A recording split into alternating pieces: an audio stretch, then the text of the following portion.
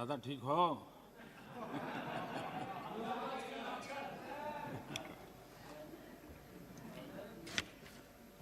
आदरणीय सभापति जी,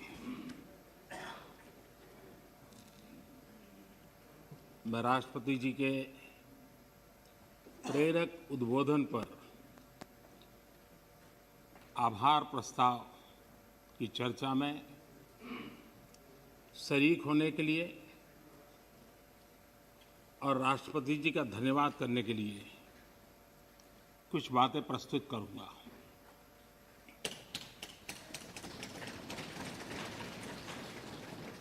राष्ट्रपति जी का भाषण भारत के 130 करोड़ नागरिकों की संकल्प शक्ति का परिचायक है। विकट और विपरीत काल में भी यह देश किस प्रकार से अपना रास्ता चुनता है, रास्ता तय करता है और रास्ते पर अचीव करता हुआ आगे बढ़ता है, ये सारी बातें विस्तार से राष्ट्रपति जी ने अपने अभिभाषण में कही है।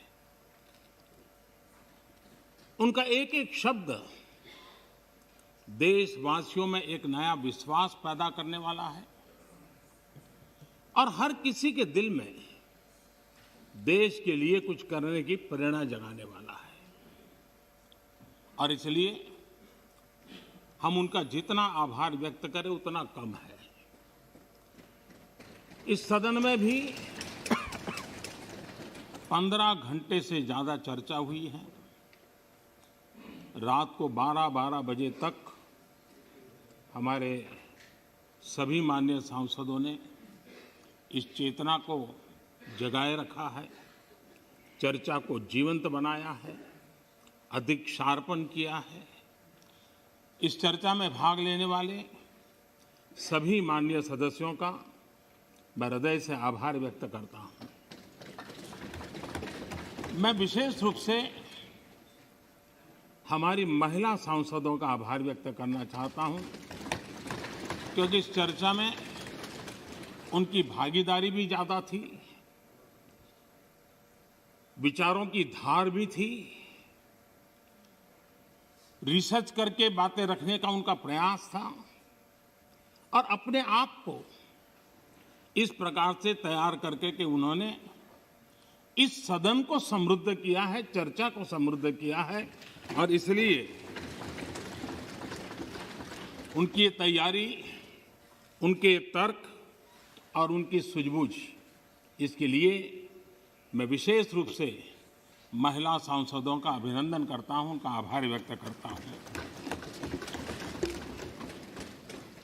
आदरणीय अध्यक्ष महोदय, भारत आजादी के 75वें वर्ष एक प्रकार से अभी दरवाजे पर दस्तक दे ही रहे हैं।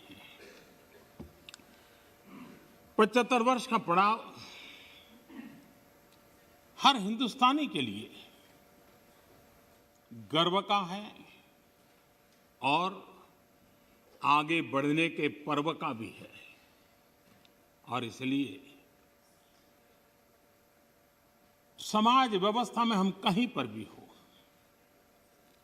देश के किसी भी कोने में हो, सामाजिक आर्थिक व्यवस्था में हमारा स्थान कहीं पर भी हो, लेकिन हम सब ने मिलकर के आजादी के इस पर्व से एक नई प्रेरणा प्राप्त करके, नए संकल्प लेकर के 2047 जब देश आजादी के 100 साल मनाएगा, हम उस 100 साल की भारत की आजादी की यात्रा के 25 साल हमारे सामने हैं।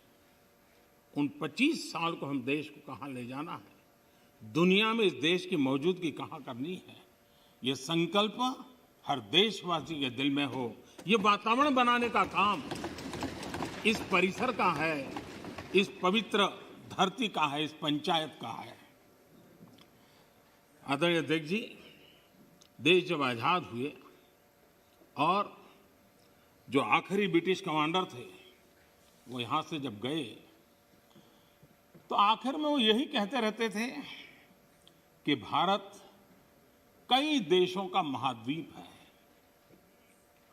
भारत कई देशों का महाद्वीप है और कोई भी इसे एक राष्ट्र कभी नहीं बना पाएगा। ये घोषणाएं हुई थी, लेकिन भारतवासियों ने इस आशंका को तोड़ा। जिनके मन में एक प्रकार के शक थे उसको समाप्त कर दिया और हम हमारी अपनी जिजीविषा, अपनी सांस्कृतिक एकता, हमारी परंपरा आज विश्व के सामने एक राष्ट्र के रूप में खड़े हैं और विश्व के लिए आशा का किरण बन करके खड़े हुए हैं। ये 75 साल की हमारी यात्रा में हमने पाया। कुछ लोग ये कहते थे कि India was a miracle democracy. ये भ्रम भी हमने तोड़ा है। लोकतंत्र की हमारी रगों में, हमारे सांस में किस प्रकार से बुना हुआ है। हमारी हर सोच, हर पहल, हर प्रयास लोकतंत्र की भावना से भरा हुआ रहता है। इस बात को हमने अनेक चुनाव आए, अनेक सत्ता परिवर्तन आए, बड़ी आसानी से सत्ता परिवर्तन आए और परिवर्तित सत्ता व्यवस्था को भी सबने हृदय से स्वीकार करके आगे बढ़ाया। 75 साल का ये क्रम रहा है और इसलिए लोकतांत्रिक मूल्यों के लिए और हम विविधताओं से भरे हुए देश हैं। सैकड़ों भाषाएं, हजारों बोलियां, भांति भांति का पहनाव, क्या कुछ नहीं है विविधताओं से भरा हुआ। उसके बावजूद भी हमने एक लक्ष्य, एक राह ये करके दिखाया है।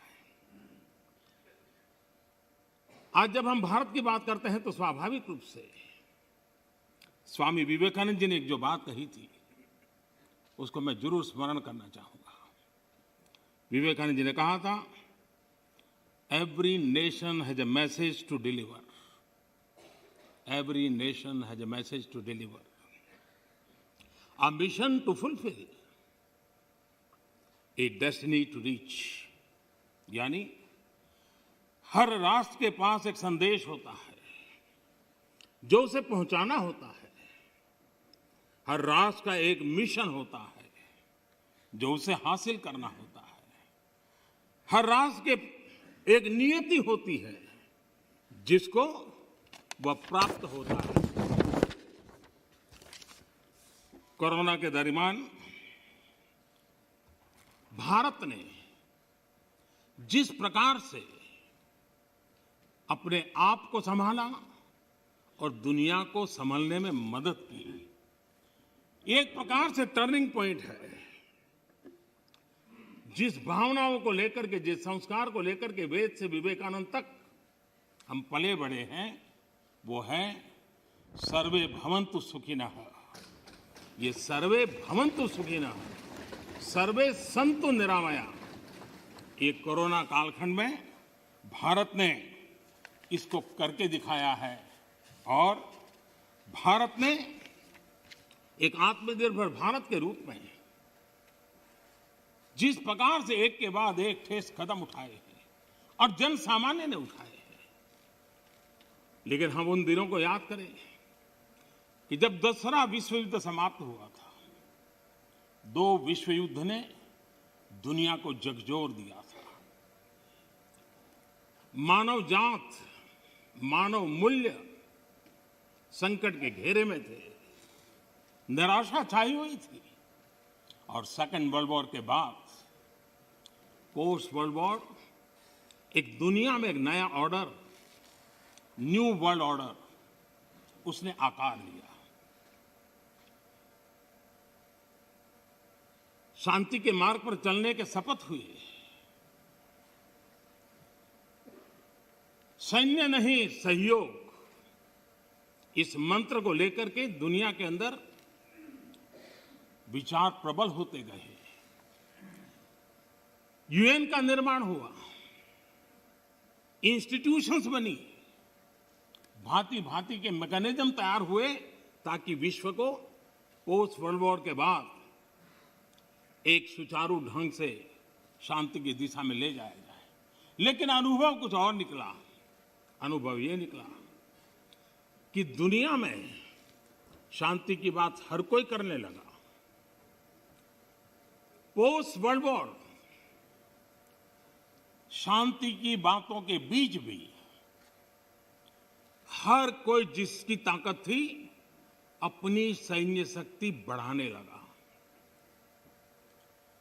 वर्ल्ड वॉर के पहले दुनिया के पास जो सैन्य शक्ति थी, यूएन के बाद वो सैन्य शक्ति अनेक गुना बढ़ गई। छोटे मोटे देश भी सैन्य शक्ति की स्पर्धा में आने लग गए।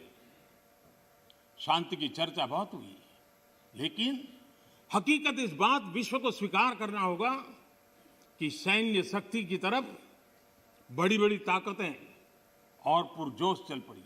जितने इनोवेशन हुए, रिसर्च हुए, वो इसी कालखंड में हुए सैन्य शक्ति के लिए। पोस्ट कोरोना भी एक नया वर्ल्ड ऑर्डर नजर आ रहा है।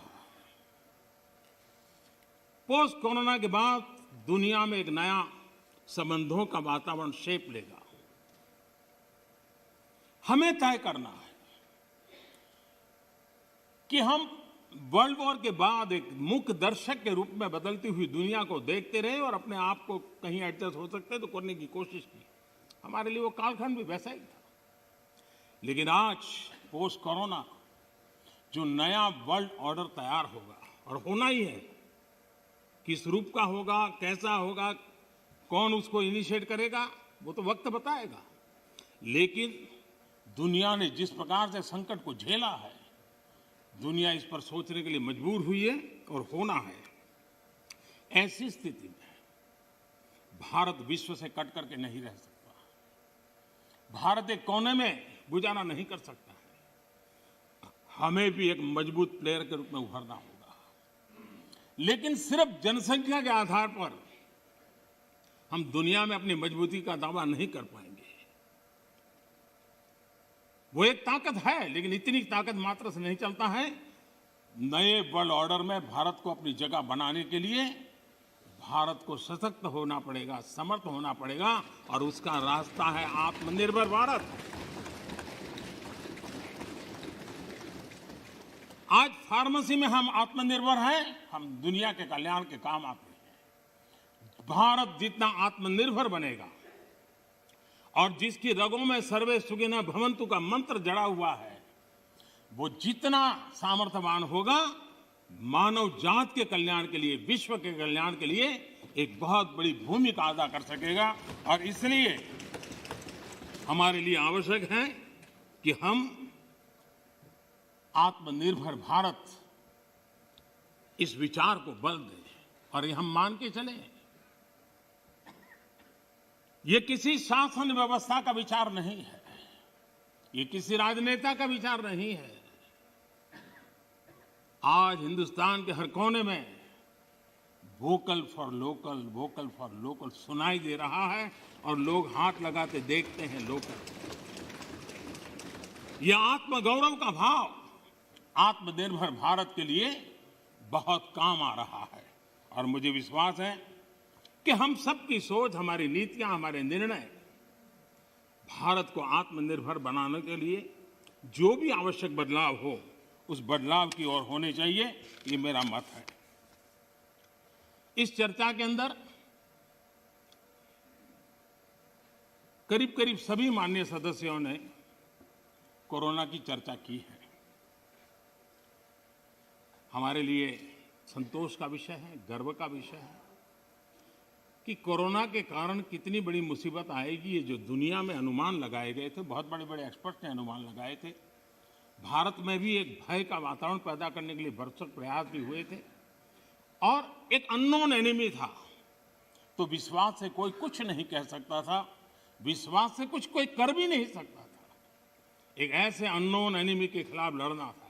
और इतना बड़ा देश, इतना थिकली पॉपुलेटेड देश, इतनी कम व्यवस्थाओं वाला देश, दुनिया को शक होना बड़ा स्वाभाविक भी था, क्योंकि विश्व के बड़े बड़े देश कोरोना के सामने घुटने टेक चुके थे, तब भारत कैसे टिक पाएगा?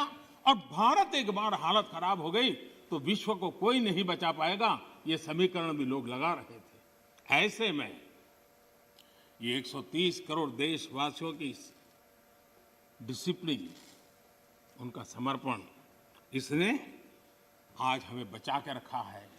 क्रेडिट गोज टू 130 करोड़ हिंदुस्तानी, और इसका गौरवगान हमें करना चाहिए। भारत की पहचान बनाने के लिए ये भी एक अवसर है। हम अपने आप को कोसते रह करके कहें दुनिया हमें स्वीकार करे, ये कभी संभव नहीं होता है। हम घर में बैठकर अपनी कमियों के साथ जूझेंगे, कमियों को ठीक करने का प्रयास करेंगे, लेकिन विश्वास के साथ विश्व के सामने जाने का तजुर्बा भी रखेंगे, तब जाकर के दुनिया हमें स्वीकार करे। अगर आप अपने बच्चों को घर में नहीं स्वीकार करते हो और चाहोगे मोहल्ले में बच्चा स्वीकार करे, कोई स्वीकार करे, कोई स्वीकार नहीं करता है।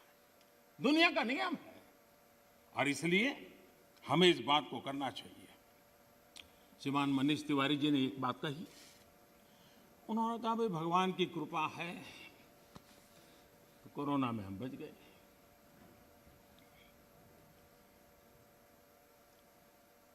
मैं इस बात से जरूर कुछ कहना चाहूंगा। ये भगवान की ही कृपा है जिसके कारण दुनिया इतनी बड़ी हिल गई, हम बच गए, भगवान की कृपा। क्योंकि वो डॉक्टर्स, वो नर्स भगवान का रूप बन के आए थे। क्योंकि वो डॉक्टर, वो नर्स अपने छोटे छोटे बच्चों को शाम को घर लौटूंगा कह करके जाते थे। 15-15 दिन तक लौट नहीं सकते थे, वो भगवान का रूप लेकर के आए थे।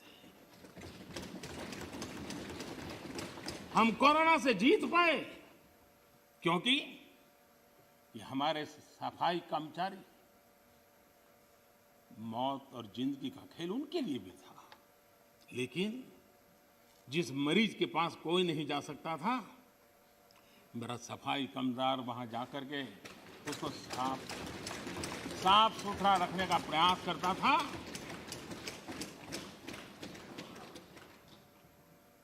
भगवान का रूप ये सफाई कामगार के रूप में आया था। कोई एम्बुलेंस चलाने वाला ड्राइवर पढ़ा लिखा नहीं था, उसे पता था मैं जिसको लेके जा रहा हूं वो कोरोना पॉजिटिव है। वो एम्बुलेंस का ड्राइवर भगवान के रूप में आया था हजारों की जिंदगी, और इसलिए भगवान का रूप ही था जिसने हमें बचाया है। लेकिन भगवान अलग अलग रूप में आया था, और जितनी हम उनकी प्रशंसा करेंगे, जितना हम गौरवगान करेंगे, देश की सफलता का जितना गौरवगान करेंगे, हमारे भीतर भी एक नई ताकत पैदा होगी। कई कारणों से जिन लोगों के भीतर निराशा फैल चुकी है, उनको भी मैं कहता हूं कि कुछ पल के लिए 130 करोड़ देशवासियों के इस पराक्रम को याद कीजिए, आपके अंदर भी ऊर्जा आ जाएगी।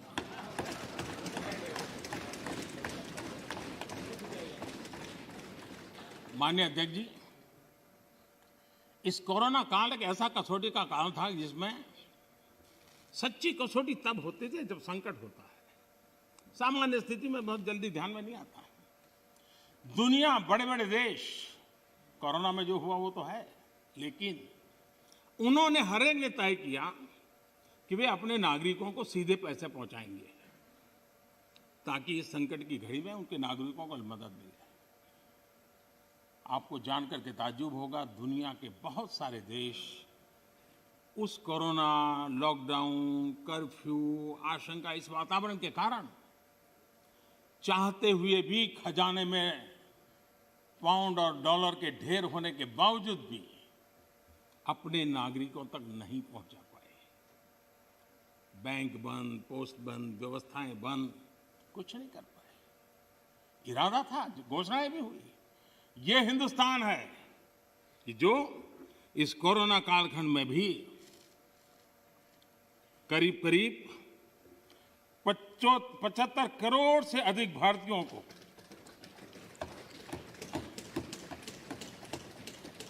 राशन पहुंचा सकता है, 8 महीने तक राशन पहुंचा सकता है। यही भारत है जिसने जनधन, आधार और मोबाइल के द्वारा 2 लाख करोड़ रुपया इस कालखंड में लोगों तक पहुंचा दिया। और दुर्भाग्य देखिए, जो आधार, जो मोबाइल, ये जनधन अकाउंट इतना गरीब से काम आया, लेकिन कभी कभी सोचते हैं कि आधार को रोकने के लिए कौन लोग कोर्ट में गए थे, कौन लोग सुप्रीम कोर्ट के दरवाजे खटखटा रहे थे। मैं कभी कभी हैरान हूं, और आज मैं इस बात को बार बार बोलूंगा, अध्यक्ष जी मुझे क्षमा करना।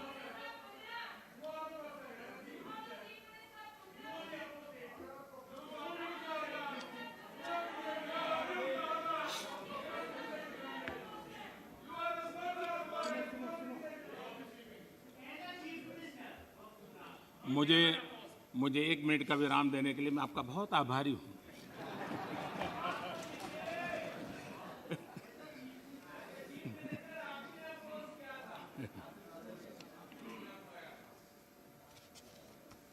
इस हसन में कभी कभी अज्ञान भी बड़ी मुसीबत पैदा करता है। माननीय अध्यक्ष जी, ठेले वाले, रेहड़ी पटरी वाले लोग इस कोरोना कालखंड में उनको धन मिले, उनके पैसे मिले, ये उनके लिए किया गया और हम कर पाए। आदरणीय अध्यक्ष जी, हमारी अर्थव्यवस्था इस कालखंड में भी हमने रिफॉर्म का सिलसिला जारी रखा और हम इस इरादे से चले कि भारत जैसे अर्थव्यवस्था को उबारने के लिए, बाहर लाने के लिए हमने कुछ महत्वपूर्ण कदम उठाने पड़ेंगे। और आपने देखा होगा, डे 1 से अनेक विधि से रिफॉर्म के कदम हमने उठाए और इसका परिणाम है आज ट्रैक्टर हो, गाड़ियां हो, उसका रिकॉर्ड सेल हो रहा है। आज जीएसटी का कलेक्शन एवर हाईएस्ट हुआ है। ये सारे आंकड़े हमारी अर्थव्यवस्था में जोश भर रही है। ये दिखाई दे रहा है कि नए जोश के साथ भारत की अर्थव्यवस्था उभर रही है। ये हम दिखता है। और दुनिया के जो लोग हैं, उन्होंने ये अनुमान भी लगाया है कि करीब करीब 2 डिजिट वाला ग्रोथ अवश्य होगा।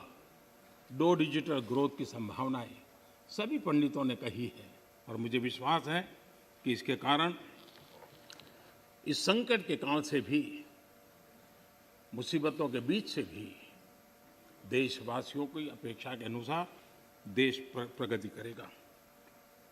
आदरणीय अध्यक्ष महोदय, इस कोरोना काल में 3 कृषि कानून भी लाए गए। ये कृषि सुधार का सिलसिला बहुत ही आवश्यक है, महत्वपूर्ण है और वर्षों से जो हमारा कृषि क्षेत्र चुनौतियां महसूस कर रहा है, उसको बाहर लाने के लिए हमने निरंतर प्रयास करना ही होगा और उस करने की दिशा में हमने एक ईमानदारी से प्रयास किया है। जो भावी चुनौतियां, जिसको कई विद्वानों ने कहा हुआ है, कोई मेरे शब्द नहीं है, कृषि क्षेत्र की इन भावी चुनौतियों को हमने अभी से डील करना पड़ेगा और उसको करने की दिशा हमने प्रयास किया है। मैं एक देख रहा था कि यहाँ पर जो चर्चा हुई और विशेष करके हमारे जो कांग्रेस के साथियों ने चर्चा की, मैं ये तो देख रहा था कि वो इस कानून के कलर पर तो बहुत बहस कर रहे थे। ब्लैक है कि वाइट है, ब्लैक है कि वाइट है। अच्छा होता उसके कंटेंट पर चर्चा करते, अच्छा होता उसके इंटेंट पर चर्चा करते, ताकि देश के किसानों को भी सही चीज पहुंच सकती थी। और मुझे विश्वास है दादा ने भी भाषण किया और मुझे लगता है कि दादा तो बहुत अभ्यास करके आए होंगे, बहुत अच्छी बात बताएंगे, लेकिन वो ज़्यादातर प्रधानमंत्री और उनके साथी बंगाल में यात्रा क्यों कर रहे हैं, कैसे कर रहे हैं, कहाँ जा रहे हैं, उसी में लगे रहे।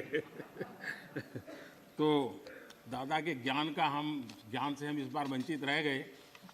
खैर, चुनाव के बाद अगर आपके पास मौका होगा तो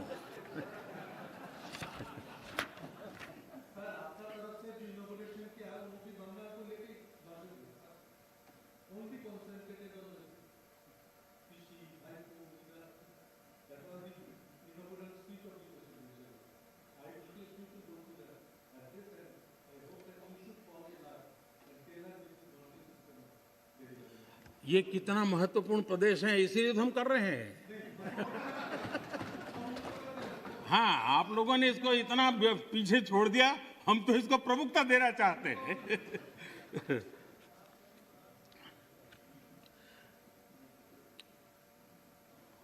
हम एक बात समझें,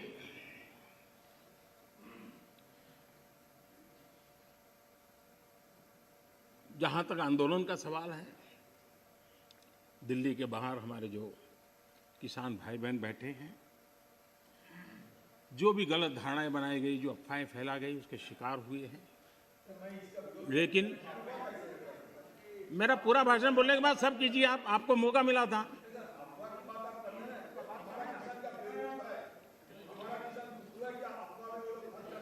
आप तो ऐसे शब्द उनके लिए बोल सकते हैं, हम नहीं बोल सकते, हम नहीं बोल सकते हैं। श्रीमान किसान हमारे कैलाश चौधरी जी ने और हमारे पूरे समय बोलते ही रहेंगे क्या? माननीय, आपको पर्याप्त समय, पर्याप्त अवसर दिया था, आपने पूरी बात कही, उस समय किसी ने टोका टोकी नहीं की। प्लीज प्लीज आप मत। माननीय प्रधानमंत्री, माननीय अधीर रंजन जी, प्लीज प्लीज।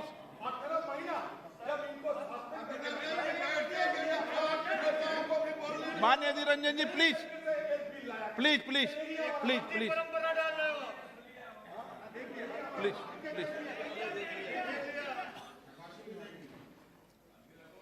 देखिए, मैं कितनी सेवा करता हूं आपकी। आपको जहां रजिस्टर करवाना था हो गया।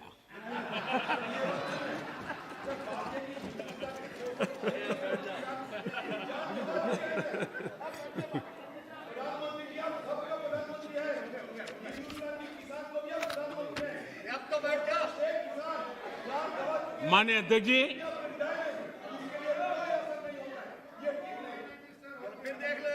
माननीय अध्यक्ष जी,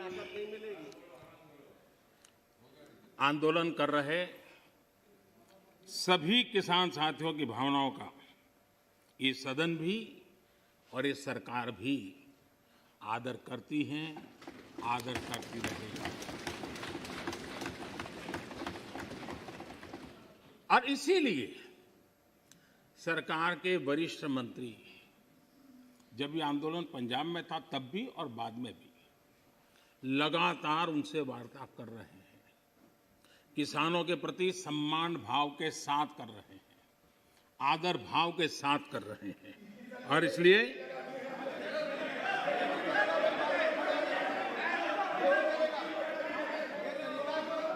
आपने 30 मिनट, 1 मिनट,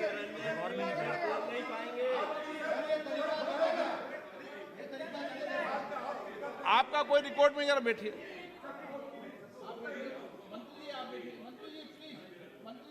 अधीर बाबू कुछ कहना है तो और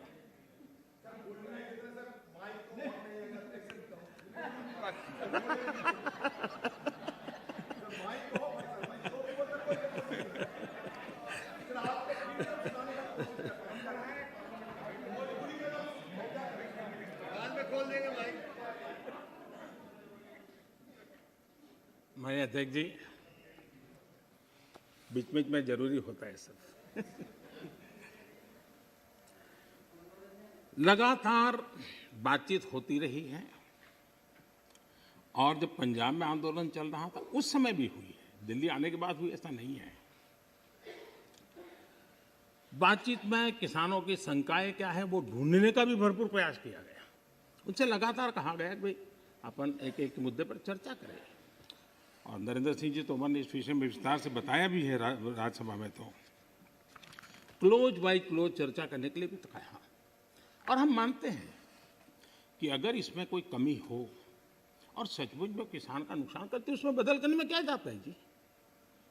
ये देशवासियों के लिए है, अगर कोई निर्णय करते हैं तो किसानों के लिए है।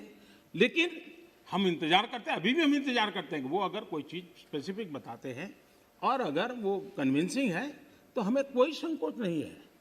और इसलिए हम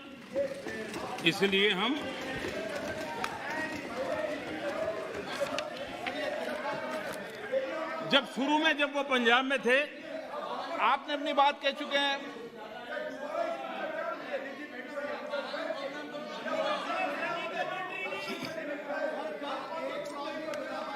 एक मिनट बोल दिया ना, नहीं ऐसा ठीक नहीं है। आपको पर्याप्त समय पर्याप्त अवसर मैंने दिया था, किसी ने टोका टोकी नहीं की थी। नहीं माननीय सुरेश जी प्लीज बैठिए, प्लीज। नो, ये तरीका नहीं है, नहीं, no.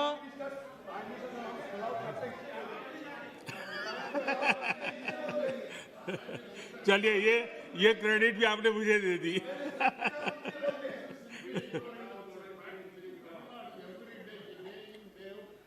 Mister Balu please, please.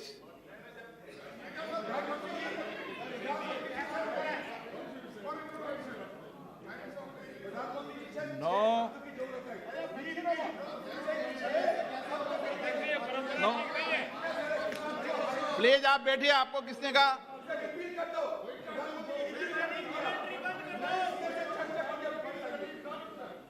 PR Balu ji please, please please please, आपको मैं पर्याप्त समय पर्याप्त अवसर देता हूं। Please please sit down. माननीय प्रधानमंत्री जी, आपका कोई नोट नहीं हो रहा। माननीय प्रधानमंत्री,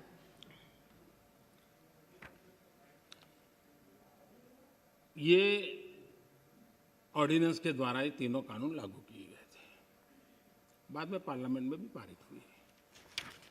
कानून लागू होने के बाद न देश में कोई मंडी बंद हुई है, कानून लागू होने के बाद न कहीं एमएसपी बंद हुआ है। ये सच्चाई है जिसको हम छुपा करके बातें करते हैं, इसका कोई मतलब नहीं है। इतना ही नहीं, एमएसपी की खरीदी भी बढ़ी है और ये कानून नए बनने के बाद बढ़ी है। और इसलिए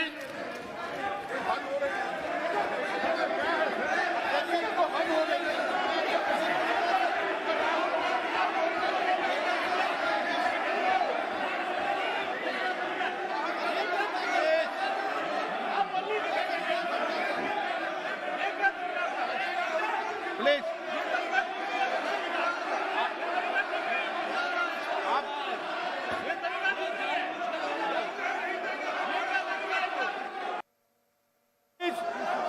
प्लीज, अधीर रंजन जी प्लीज, एक मिनट बैठिए, बैठिए, बैठिए, बैठिए, आसन पे बैठिए। माननीय सदस्यगण, मैंने इस विषय पर आपको सभी माननीय सदस्यों को पर्याप्त समय पर्याप्त अवसर दिया था। जब कोई भी प्रतिपक्ष का माननीय नेता या सदस्य बोलता था तो मैंने सभी से कहा कि सब बात ध्यान से सुने, किसी को टोका टोकी नहीं करे।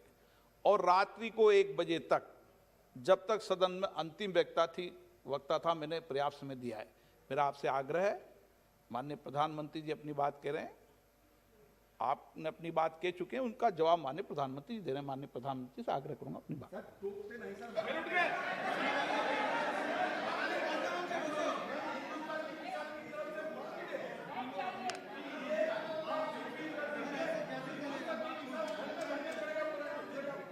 प्रधानमंत्री, माननीय अध्यक्ष जी, ये हो हल्ला, ये आवाज, ये रुकावटें डालने का प्रयास एक सोची समझी रणनीति के तहत है।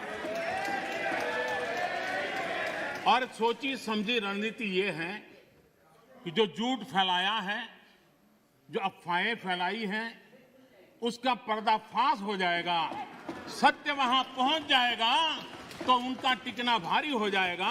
और इसलिए हो हल्ला करते रहो, जैसा बाहर करते हैं वैसा अंदर भी करते रहो, यही खेल चलता रहा है। लेकिन इससे कभी भी आप लोगों का विश्वास नहीं जीत पाओगे, मान के चलो। माननीय अध्यक्ष जी, ऑर्डिनेंस के बाद और पार्लियामेंट में कानून बनने के बाद किसी भी किसान से मैं पूछना चाहता हूं कि पहले जो हक उनके पास थे, जो व्यवस्थाएं उनके पास थी, उसमें से कुछ भी इस नए कानून ने छीन लिया है क्या? इसकी चर्चा, उसका जवाब कोई देता नहीं है। सब कुछ वैसा का वैसा वो है पुराना। क्या हुआ है? एक अतिरिक्त विकल्प व्यवस्था मिली है, वो भी क्या कंपलसरी है? किसी कानून का विरोध तो तब मायना रखता है कि जब वो कंपलसरी हो। ये तो ऑप्शनल है। आपको मर्जी पड़े यहां जाना है जाइए, आपको मर्जी पड़े वहां नहीं जाना है वहां जाइए, जहां ज्यादा फायदा हो वहां किसान चला जाए, ये व्यवस्था की गई है। और इसलिए प्लीज अधीर रंजन जी, अब ज्यादा हो रहा है। अधीर रंजन जी प्लीज, अब ज्यादा हो रहा है, अब ज्यादा हो रहा है। मैं आपका रिस्पेक्ट करने वाला इंसान हूं और मैंने पहले कह दिया, आपने जितना किया, जहां रजिस्टर होना हो गया। और बंगाल में भी टीएमसी से ज्यादा पब्लिसिटी आपको मिल जाएगी। बाबा क्यों इतना? हाँ दादा, देखो मैं बता दिया, चिंता मत करो, मैंने बता दिया।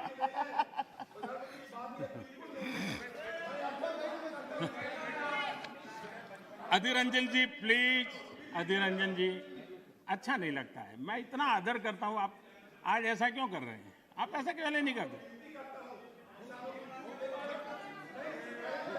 अरे भाई, हद से ज्यादा क्यों कर रहे हो आप? Please Adhir Ranjan ji, please. माननीय सदस्य दादा प्लीज। ये नए कानून अध्यक्ष जी किसी भी के लिए बंधन करता नहीं है। ऐसे कानून है, उनके लिए ऑप्शन है, और जहां ऑप्शन है वहां विरोध के लिए कोई कारण ही नहीं बनता है। हां, ऐसा कोई कानून जो ऐसे थोप दिया हो, उसके लिए विरोध का कारण बनता है। और इसलिए मैं कहता हूं लोगों को, और मैं देख रहा हूं आंदोलन का एक नया तरीका है। क्या तरीका है? आंदोलनकारी जो होते हैं वो ऐसे तरीके नहीं अपनाते। आंदोलन जीवी होते हैं वो ऐसे तरीके अपनाते हैं, और वो कहते हैं ऐसा हुआ तो ऐसा होगा, ऐसा होगा तो ऐसा होगा, ऐसा होगा तो ऐसा होगा। अरे भाई, जो कुछ हुआ ही नहीं, जो होना नहीं है, उसका भय पैदा कर करके, और पिछले कई सालों से लगातार सुप्रीम कोर्ट का एक जजमेंट आ जाए, कोई निर्णय नहीं हुआ है, और एकदम से तूफान खड़ा कर दिया जाए, आग लगा दी जाए देश में। ये जो तौर तरीके हैं, उन तौर तरीके जो भी लोकतंत्र में विश्वास करते हैं, जो भी अहिंसा में विश्वास करते हैं, उन सब के लिए चिंता का विषय होना चाहिए। ये सरकार की चिंता का नहीं, देश की चिंता का विषय होना चाहिए।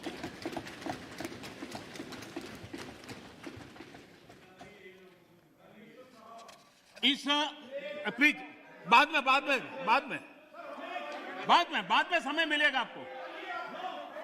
नो माननीय अध्यक्ष जी, माननीय अध्यक्ष जी प्लीज, ये तरीका ठीक नहीं। माननीय अध्यक्ष जी, आप समझ, पुरानी मंडियों पर भी कोई पाबंदी नहीं है। इतना ही नहीं, इस बजट में इन मंडियों को आधुनिक बनाने के लिए, उनके इंफ्रास्ट्रक्चर को सुधारने के लिए और बजट की व्यवस्था की गई है।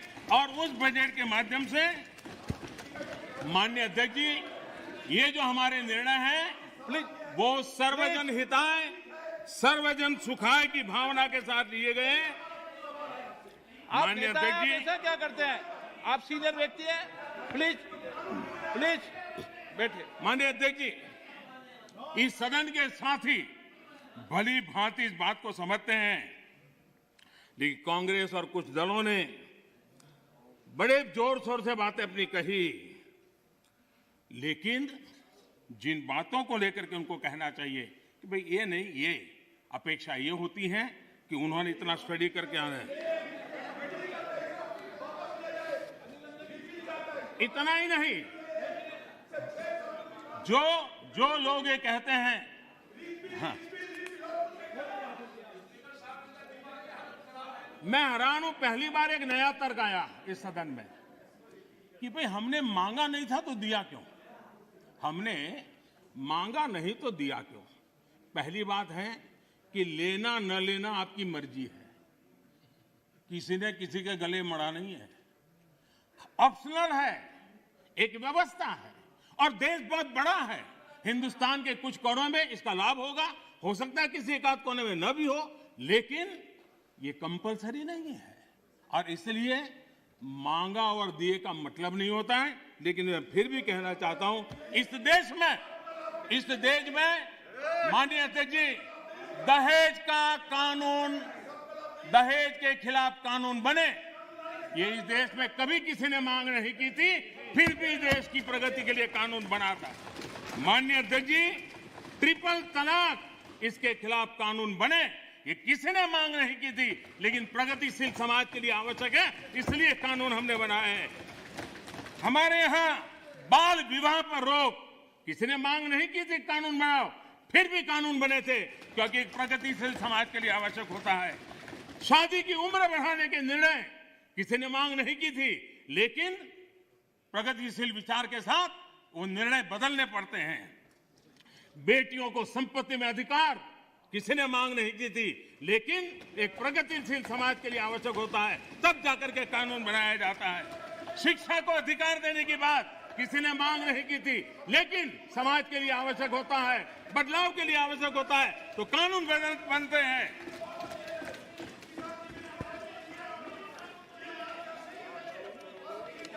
क्या कभी भी इतने सुधार हुए, बदलते हुए समाज ने इसको स्वीकार किया कि नहीं किया, ये दुनिया पूरी तरह जानती है। माननीय अध्यक्ष जी, आप जानते हैं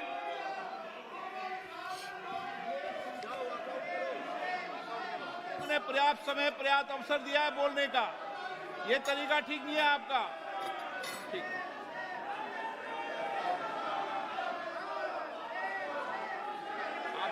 आप दे दीजिए।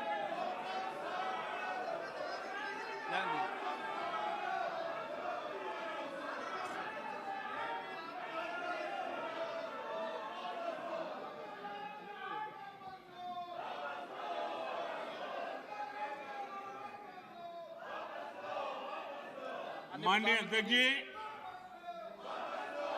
हमें मानते थे कि हिंदुस्तान की बहुत पुरानी पार्टी कांग्रेस पार्टी, जिसने करीब करीब 6 दशक तक इस देश में एक चक्री शासन किया, ये पार्टी का ये हाल हो गया है कि पार्टी का राज्यसभा का तबका एक तरफ चलता है और पार्टी का लोकसभा का तबका दूसरी तरफ चलता है। ऐसी डिवाइडेड पार्टी, ऐसी कंफ्यूज पार्टी न खुद का भला कर सकती है, न देश की समस्याओं के समाधान के लिए कुछ सोच सकती है। इससे बड़ा दुर्भाग्य क्या हो सकता है?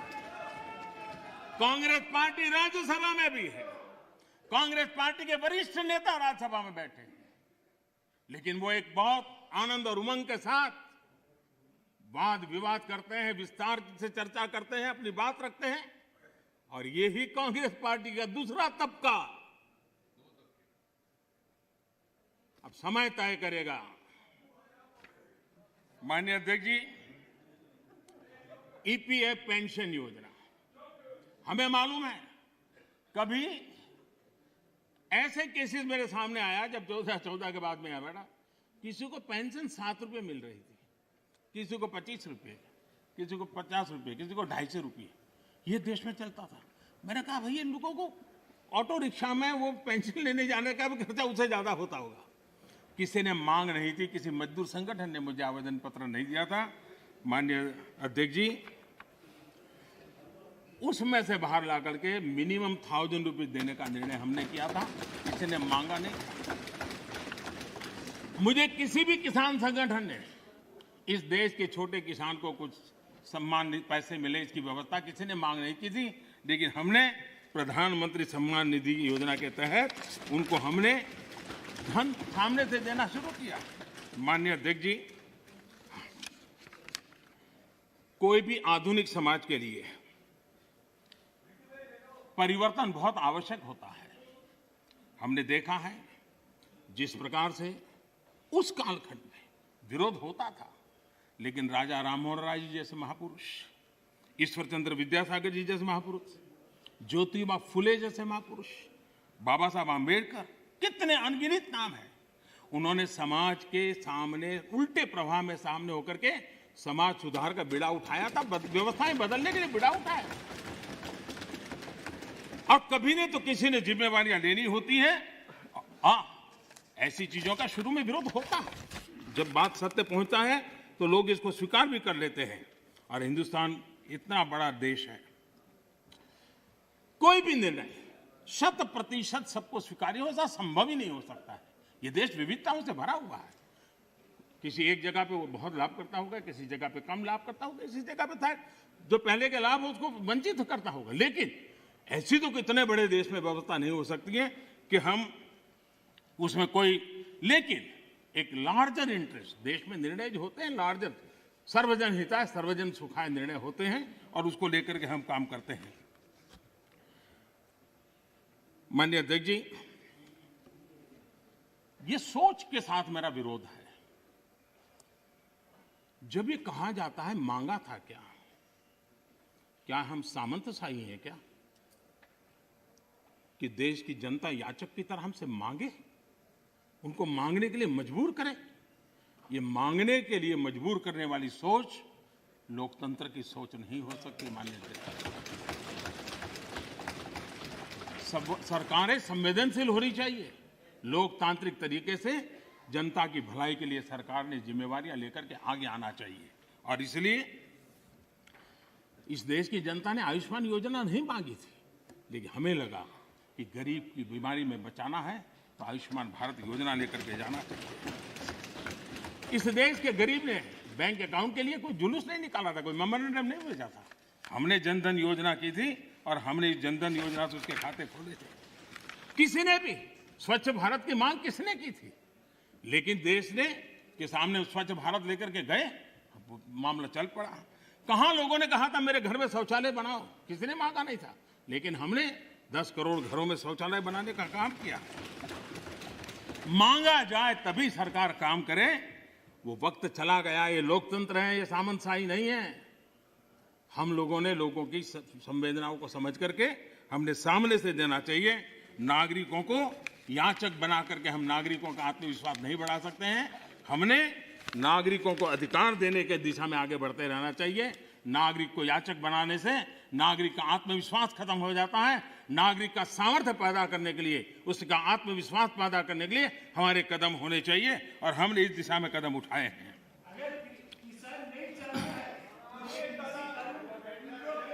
सरकार, एक मिनट दादा, अरे सुनो दादा, अरे दादा वही मैं कह रहा हूं, दादा मैं वही कह रहा हूं, जो नहीं चाहता है वो उसका उपयोग न करे, उसके पास पुरानी व्यवस्था है। यही आप बुद्धिमान लोगों को इतना ही छोटा मुझे समझाना है कि उसको नहीं चाहिए तो पुरानी व्यवस्था है, पुरानी व्यवस्था चली नहीं गई है। माननीय अध्यक्ष जी, एक बात हम जानते हैं, हम सब इस बातों से परिचित, जो ठहरा हुआ पानी होता है वो बीमारी पैदा करता है। बहता हुआ पानी है जो जीवन को भर देता है, उमंग से भर देता है। जो चलता है चलता रहे, चलने दो, अरे यार कोई आएगा तो करेगा, ऐसे थोड़ा चलता है। ये जिम्मेवारियां लेनी चाहिए, देश की आवश्यकता के अनुसार निर्णय करने चाहिए। स्टेटस को, देश को तबाह करने में ये भी एक मानसिकता ने बहुत बड़ा रोल किया है। दुनिया बदल रही है, कब तक हम स्टेटस को ऐसे ही करते रहेंगे तो मैं समझता हूं कि स्थितियां बदलने वाली नहीं है। और इसलिए देश की युवा पीढ़ी ज्यादा इंतजार नहीं कर सकती है। लेकिन आज मैं घटना सुनाना चाहता हूं और जरूर उससे हमें ध्यान में आए कि स्टेटस को के कारण होता क्या है। ये करीब 40-50 साल पुरानी घटना का किस्सा है। मैंने कभी किसी से सुना था इसलिए उसकी तारीख वारीख में इधर उधर हो सकता है, लेकिन जो मैंने सुना था, जो मेरी स्मृति में है, वो मैं बता रहा हूं। 60 के दशक में तमिलनाडु में राज्य के कर्मचारियों के तनख्वाह बढ़ाने के लिए कमीशन बैठा था और राज्य के कर्मचारियों का वेतन बढ़े, इसके लिए उस कमीशन का काम था। उस कमेटी के चेयरमैन के पास एक लिफाफा आया, टॉप सीक्रेट लिखा हुआ था। उन्होंने देखा तो उसके अंदर एक अर्जी थी और उसने लिखा था कि मैं बहुत साल से सिस्टम में काम कर रहा हूं, ईमानदारी से काम कर रहा हूं, लेकिन मेरी तनख्वाह बढ़ नहीं रही है, मेरी तनख्वाह बढ़ाई जाए। ये उसने चिट्ठी लिखी थी। तो चेयरमैन ने जिसने चिट्ठी लिखी उसको लिखा, भाई तुम हो कौन, क्या है पद, क्या है वगैरह। तो उसने फिर जवाब लिखा दूसरा कि मैं सरकार में जो मुख्य सचिव का कार्यालय है वहां सीसीए के पद पर बैठा हूं, मेरे पास सीसीए के पद पर मैं काम कर रहा हूं। तो इनको कहा, भाई ये सीसीए क्या होता है, कुछ पता तो है नहीं, ये सीसीए कौन होता है। तो उन्होंने दोबारा चिट्ठी लिखी, भाई हमने तो पूरे उसमें सीसीए शब्द हमने कहीं देखा नहीं, पढ़ा नहीं, ये है क्या, हमें बताओ। तो उसने कहा, साहब मैं बंधा हुआ हूं कि 1975 के बाद ही इसके विषय में मैं जिक्र कर सकता हूं, अभी नहीं कर सकता हूं। तो फिर चेयरमैन ने उनको लिखा कि फिर ऐसा करो भाई, 75 के बाद जो भी कमीशन बैठे वहां जाना, मेरा सर क्यों खा रहे हो। तो उसको लगा ये तो मामला बिगड़ गया, तो उसको लगा तो कहना ठीक है साहब मैं बता देता हूं मैं कौन हूं। तो उसने उनको चिट्ठी लिख के बताया कि साहब मैं जो हूं वो सीसीए के पद पर कई वर्षों से काम कर रहा हूं और मुख्य सचिव के कार्यभार। तो बोले सीसीए का मतलब होता है Churchill cigar assistant, Churchill cigar assistant, ये सीसीए का पद है जिस पर मैं काम करता हूं। अरे है क्या।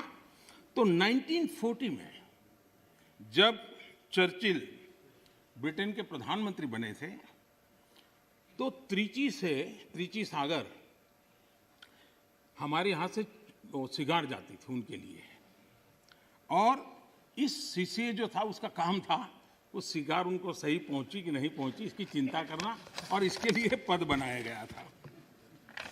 वो सिगार की सप्लाई होती थी। 1945 में वो चुनाव हार गए, लेकिन फिर भी वो पद बना रहा और सप्लाई भी जारी रही। देश आजाद हो गया। देश आजाद होने के बाद इसके बाद भी माननीय अध्यक्ष जी ये पद कंटिन्यू था। चर्चिल को सिगरेट पहुंचाने की जिम्मेवारी वाला एक पद मुख्य सचिव के कार्यालय में चल रहा था, और उसने अपने लिए कुछ तनख्वाह मिले, कुछ प्रमोशन मिले, इसके लिए उसने चिट्ठी लिखी थी। अब देखिए ऐसा स्टेटस को अगर हम बदलाव नहीं करेंगे, व्यवस्थाओं को देखेंगे नहीं, तो ये उससे बड़ा क्या उदाहरण हो सकता है। मैं जब मुख्यमंत्री बना तो एक रिपोर्ट आती थी कि आज कोई बलून नहीं आया और कोई पर्चे नहीं फेंके गए। ये सेकंड वर्ल्ड वॉर के समय शायद शुरू हुआ होगा, अभी भी वो चलता था। यानी ऐसी चीजें हमारी व्यवस्था में घुसी हुई हैं। हमें लगता है कि भाई हम रिबन काटेंगे, दिया जलाएंगे, फोटो निकल जाएगी, हमारा काम हो गया। देश ऐसे नहीं चलता है। हमने जिम्मेवारी के साथ देश में बदलाव के लिए हर प्रकार की कोशिश करनी चाहिए। गलतियां हो सकती है, लेकिन इरादा अगर नेक हो तो परिणाम अच्छे मिलते भी हैं। हो सकता है एक आध में हमें ना भी मिले। आप देखिए हमारे देश में एक समय था कि किसी को अपना सर्टिफाई कराना है तो कॉर्पोरेटर, काउंसिलर उसके घर के बाहर सुबह क्यों लग जाती थी, और जब तक वो थप्पा न मारे, और मजा है कि वो तो नहीं मारता था, एक लड़का बाहर बैठता था वो सिक्का मार देता था और देते। अब चल रहा था। मैंने कहा इसकी क्या मतलब है, हम भरोसा करें देश के नागरिक पर। मैंने आकर के वो अटेस्ट करने वाली सारी प्रथा को खत्म कर दिया, देश के लोगों को लाभ हुआ। हमने बदलाव के लिए काम करना चाहिए, सुधारों के लिए काम करना चाहिए। अब हमारे यहाँ इंटरव्यू होते थे, मैं अभी भी हैरान हूं जी। एक व्यक्ति एक दरवाजे से अंदर आता है, 3 लोगों की पैनल बैठी है, उसका मुंह देखते, नाम भी पूरा पूछते नहीं, 30 सेकंड में निकल जाता है। हजारों और वो इंटरव्यू कॉल होता है और फिर ऑर्डर दिए जाते हैं। हमने कहा भाई क्या मतलब है, उसका जो एजुकेशन क्वालिफिकेशन है उसके सारे इकट्ठा करो, मेरिट के आधार पर कंप्यूटर को पूछो, वो जवाब दे देगा। ये तीसरे और चौथे श्रेणी के लोगों के लिए इंटरव्यू का क्या जमाल बनाया हुआ है। और लोग कहते थे भाई सिफारिश के बिना नौकरी नहीं मिलेगा, हमने खत्म कर दिया। मैं समझता हूं कि देश में हम चीजों को बदलने से, असफलता के डर से अटक के रहना ये कभी भी किसी का भला नहीं करता है। हमने बदलाव करने चाहिए और बदलाव करने का प्रयास हम करते हैं।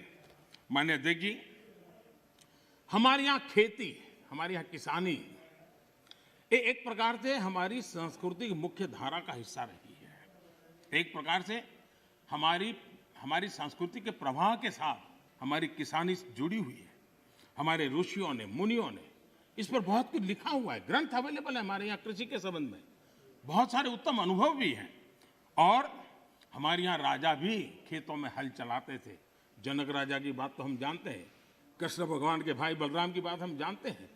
कोई भी बड़ा परिवार होगा, हमारे यहाँ किसानी और खेती, ये हमारे देश में सिर्फ कल्टीवेशन ऑफ क्रॉप नहीं, हमारे यहाँ एग्रीकल्चर एक प्रकार का समाज जीवन के कल्चर का हिस्सा रहा हुआ है। और उसी हिस्सों को लेकर के हम करें, और ये हमारी संस्कृति है। हमारे पर्व हो, त्योहार हो, हमारे गीत हो, सब चीजें फसल बोने के समय के साथ या फसल काटने के साथ जुड़ी हुई रहती है। ये हमारी यहाँ परंपरा रही है। हमारे जितने लोकगीत हैं वो भी किसानी से जुड़े हुए होते हैं, फसल से जुड़े। हमारे त्योहार भी उसी से जुड़े हुए रहते हैं। और इसलिए, और हमारे देश की विशेषता देखिए, हमारे यहाँ किसी को आशीर्वाद देते हैं, शुभकामना देते हैं तो उसके साथ धन धान्य शब्द उपयोग करते हैं। धन धान्य, धन और धान्य को हमारे यहाँ अलग नहीं करते हैं। सिर्फ धान्य भी नहीं बोलता है कोई, सिर्फ धन भी नहीं होता, धन धान्य बोला जाता है। हमारे यहाँ धान्य का ये मूल्य, ये महत्व समाज जीवन का हिस्सा है। और जो स्थितियां बदली हैं तो हमने भी उसको फिर से एक पटरी पर लाने के लिए प्रयास करने की आवश्यकता है। राज्यसभा के अंदर मैंने विस्तार से छोटे किसानों के संबंध में बात कही है। और देश का 80-85% वर्ग, इसको हम उपेक्षित रख करके देश का भला नहीं कर सकते हैं। हमने उसके लिए कुछ सोचना ही होगा और बड़ी नक्करता के साथ हमने सोचना होगा। और मैंने गिन करके बताया है कि छोटे किसानों की कैसी उपेक्षा हुई है, किसानों के नाम पे हुई है। उसमें एक बदलाव बहुत जरूरी है। और आपको भी, ये छोटा किसान जाग जाएगा तो जवाब आपको भी देना पड़ेगा, ये मैं पूरी तरह समझता हूं। हमारे यहाँ जैसे जैसे आबादी बढ़ रही है, जमीन का टुकड़ा छोटा होता जा रहा है, परिवार के अंदर जमीन जो है बढ़ जाती है। चौधरी चरण सिंह जी ने तो एक जगह पे ये कहा हुआ है कि हमारे यहाँ किसान इतना जमीन की मालिकी उसकी कम हो रही है कि वो स्थिति ऐसी आएगी कि वो अपने खेत में ही ट्रैक्टर को टर्न करना होगा तो नहीं कर पाएगा, इतना भी जमीन का टुकड़ा होगा। चौधरी चरण सिंह जी के शब्द है। तो ऐसी जब चिंता हमारे इन महापुरुषों ने हमारे सामने की है तो हमें भी तो कुछ न कुछ व्यवस्थाएं करनी होगी। हमें ये आजादी के बाद हमारे देश में 28% खेतर मजदूर थे, 28% लैंडलेस लेबरर थे। 10 साल पहले जो सेंसस हुआ उसमें ये जनसंख्या, खेतीहर संख्या 28 से 55% हो गई। अब ये किसी भी देश के लिए चिंता का विषय होना चाहिए कि 28 से हमारा खेतर मजदूर 55% पर पहुंच गया है।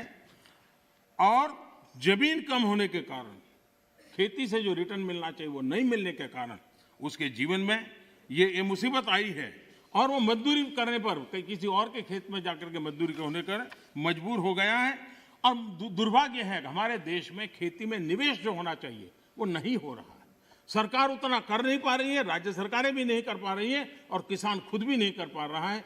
जो कुछ भी उसको निकलता है बच्चों को पालने में और पेट भरने में उसका चला जाता है। और इसलिए निवेश की बहुत बड़ी आवश्यकता है।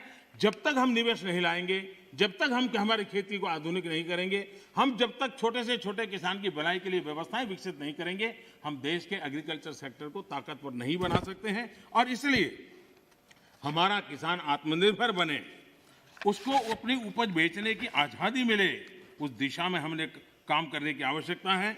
और हमारा किसान सिर्फ गेहूं और चावल वहां सीमित रहे उससे भी बात बनने वाली नहीं है।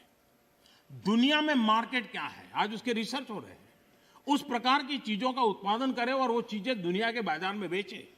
भारत की आवश्यकताएं हैं, हम बाहर से चीजें न लाएं। मुझे याद है, मैं बहुत पहले जब यहाँ संगठन का काम करता था, नॉर्थ पार्ट में मुझे फारूक साहब के साथ भी काम करने का काफ़ी मौका मिला है।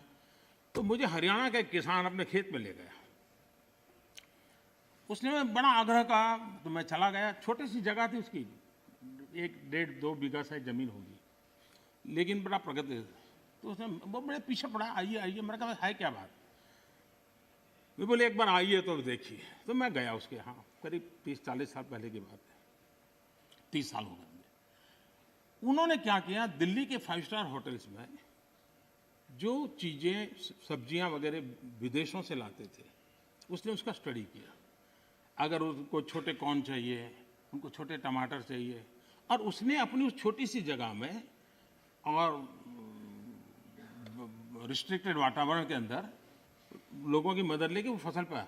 और मजा है कि दिल्ली 5 स्टार के होटलों में उसका माल जाना शुरू हो गया।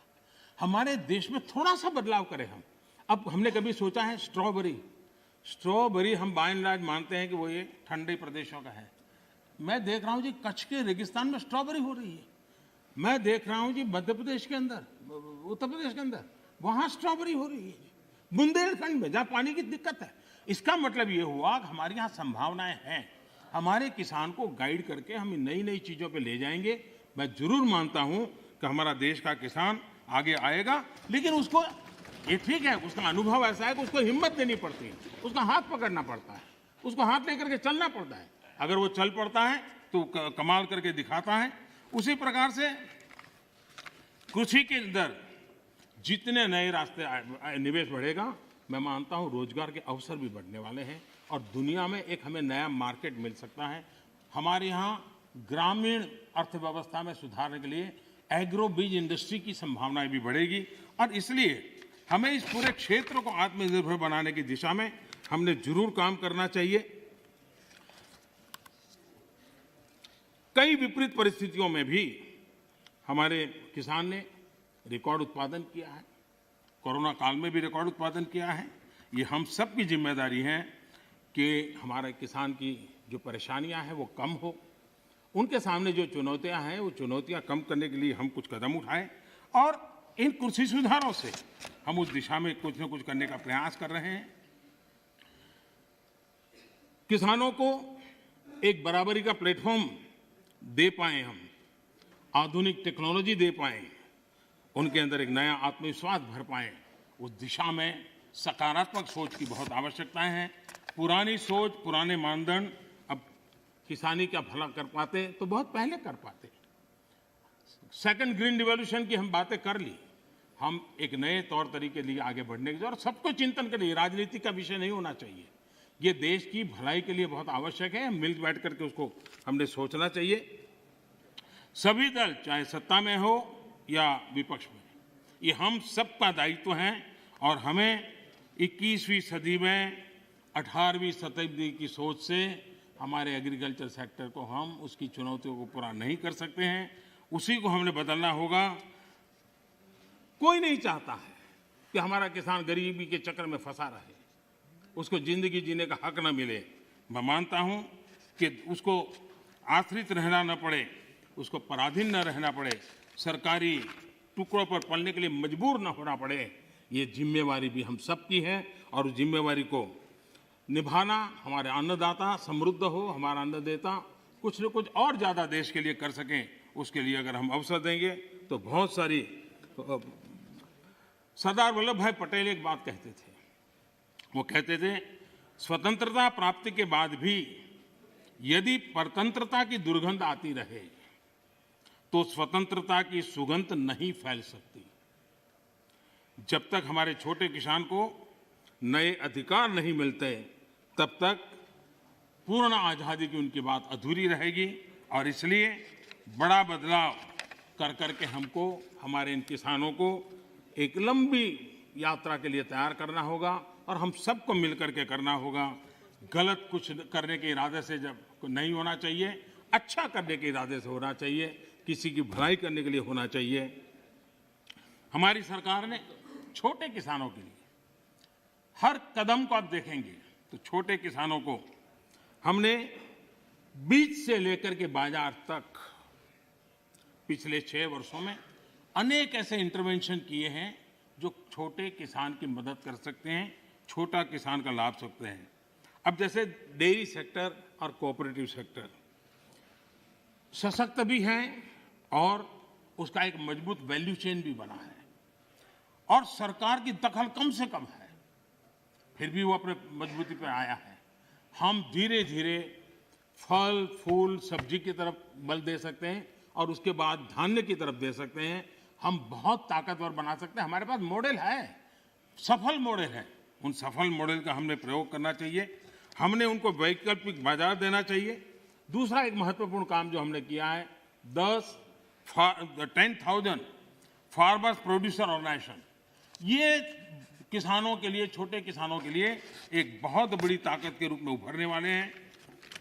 और जहां जहां महाराष्ट्र में विशेष प्रयोग हुआ है एफपीओज बनाने का, कई और राज्यों ने भी, केरल में भी कम्युनिस्ट पार्टी के लोग काफी मात्रा में एफपीओ बनाने काम में लगे हुए हैं।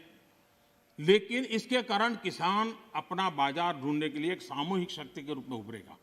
ये 10,000 एफपीओज बनने के बाद आप देखना कि गांव के अंदर किसान छोटे हैं, उसको बाजार की ताकत किसान डिक्टेट करेगा, वो बन जाएगी और किसान ताकतवर बनेगा, ये मेरा पूरा विश्वास है।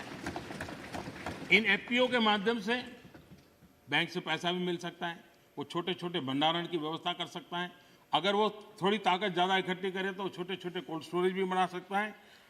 और हमने 1 लाख करोड़ रुपया एग्रीकल्चर के इंफ्रास्ट्रक्चर के लिए भी तय किया है और उसको हम स्वयं सहायता जूथ, सेल्फ हेल्प ग्रुप, इन सेल्फ हेल्प ग्रुप में भी करीब 7 करोड़ बहनें जुटी। गांव की बहनें अल्टीमेटली वो किसान की ही बेटियां होती हैं, किसी न किसी खेती से जुड़े हुए परिवार की बेटियां होती हैं और वे भी आज नेटवर्क किसानों की भलाई में काम आ रहा है। वो एक इकोनॉमिक एक्टिविटी का सेंटर बनते जा रहे हैं और इनके द्वारा भी, मुझे याद है गुजरात में वलसाड जिले में आदिवासियों के पास जमीन भी काफ़ी ऊपर नीचे है, अनइवन लैंड है और बहुत छोटी ज़मीन है। हमने एक बाड़ी प्रोजेक्ट किया था और अब्दुल कलाम जी एक दिन अपना जन्मदिन वहाँ मनाने के लिए आए थे। उन्होंने कहा मुझे कोई प्रोटोकॉल नहीं चाहिए, मैं इन किसानों के साथ रहना चाहता हूँ। बड़ा सक्सेसफुल प्रयोग था। महिलाएं काफ़ी काम करती थी आदिवासी बेल्ट के अंदर। और मशरूम, काजू वो गोवा की बराबरी का काजू पैदा करने लग गए थे और उन्होंने मार्केट प्राप्त किया था। छोटे किसान थे, छोटी जगह थी, लेकिन प्रयत्न किया तो परिणाम मिला। और अब्दुल कलाम जी ने इसके विषय में लिखा भी है, उन्होंने आकर के देखा था। तो मैं कहता हूं कि हमने नए प्रयासों की दिशा में जाना चाहिए। अब हम देखिए, दाल की हमारे यहाँ कठिनाई थी। मैंने 2014 में आके किसानों के सामने रिक्वेस्ट की, उन्होंने देश के अंदर दाल की कठिनाइयों से हमें मुक्त कर दिया और उनको बाजार भी मिल गया, और मैं देख रहा हूँ कि आजकल ऑनलाइन ऑफलाइन इनाम के द्वारा भी गांव का किसान भी अपना माल बेच रहा है। हमने किसान रेल का एक प्रयोग किया इस कोरोना कालखंड का उपयोग करते हुए, और ये किसान रेल और किसान उड़ान, ये भी अपने आप में बड़े बाजारों तक छोटे किसानों पहुंचाने का एक बहुत बड़ा मदद मिली है। एक प्रकार से ये ट्रेन जो है चलता फिरता कोल्ड स्टोरेज है। और मैं सदन के सदस्यों से जरूर कहना चाहूँगा कि ये किसान रेल कहने को तो सामान ढोने वाली व्यवस्था है, लेकिन उसने दूर सुदूर गांव के छोटे किसान को किसी और राज्य के दूसरे बाजार के साथ जोड़ दिया है। अब देखिए, नासिक से किसान मुजफ्फरनगर के व्यापारी से जुड़ा और क्या भेजा, उसकी ताकत बड़ी नहीं थी। 30 किलो अनार, 30 केजी अनार, ये उसने वहां से ये किसान रेल से भेजा और खर्चा कितना हुआ, 124 रुपीज। उसको बड़ा बाजार मिल गया। ये 30 किलो इतनी छोटी चीज है कि शायद कोई कुरियर वाला भी नहीं ले जाता, लेकिन ये व्यवस्था थी तो यहां का किसान वहां तक जाकर के अपना माल बेच पाया है। उसी प्रकार से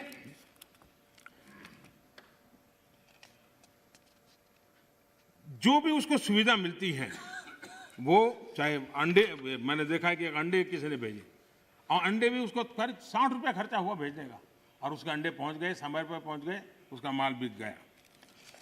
देवलाली का एक किसान 7 kg उसकी कीवी, उसको उसने दानापुर भेजी।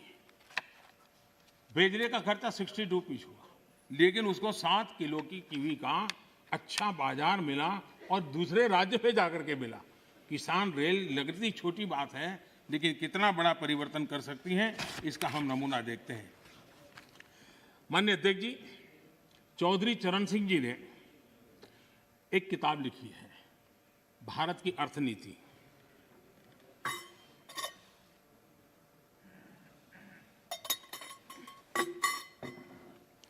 भारत की अर्थनीति की किताब में चौधरी साहब ने लिखा सुझाव दिया है, सारे देश को खाद्यान्न के लिए एक ही क्षेत्र मान लिया जाए।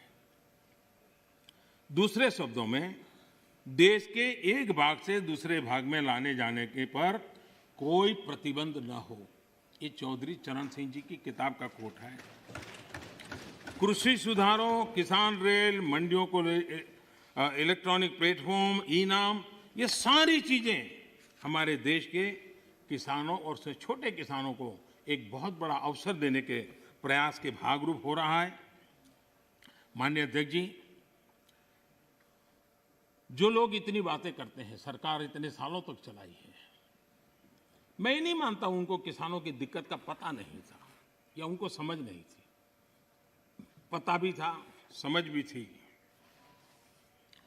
और उनको मैं उन्हीं की बात आज याद कराना चाहता हूं।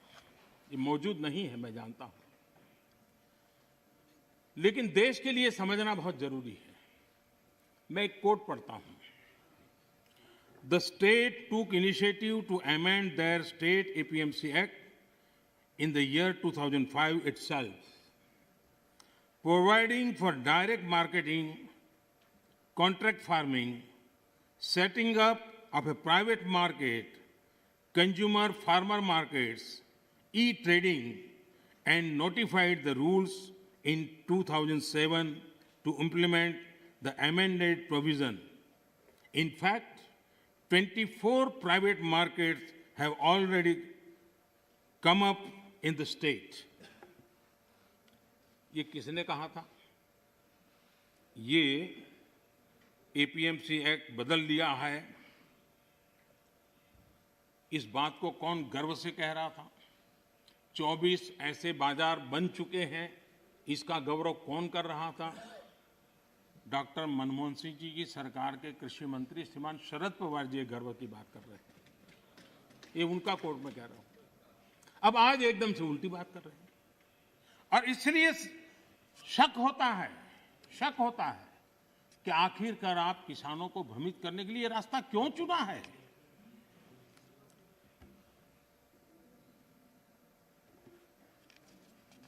देश की मंडियां चल रहे हैं, सिंडिकेट और कीमतों को प्रभावित करने वाले नेक्सस में के बारे में जब उनको पूछा गया, उनको एक सवाल पूछा था कि ये नेक्सस है मंडियों वालों वगैरह का, तो क्या कहना है? तो शरद पवार का एक दूसरा जवाब है, वो भी बड़ा इंटरेस्टिंग है। उन्होंने कहा था, किसानों के बचाव के लिए ही तो एपीएमसी रिफॉर्म को प्रमोट किया जा रहा है, ताकि किसानों को एपीएमसी मंडियों का विकल्प मिले। जब ज्यादा व्यापारी रजिस्टर होंगे तब स्पर्धा बढ़ेगी और मंडी में सांठगांठ इससे खत्म होगी। ये बात उन्होंने कही है, और इसलिए मैं समझता हूं कि इन बातों को हमने समझना होगा।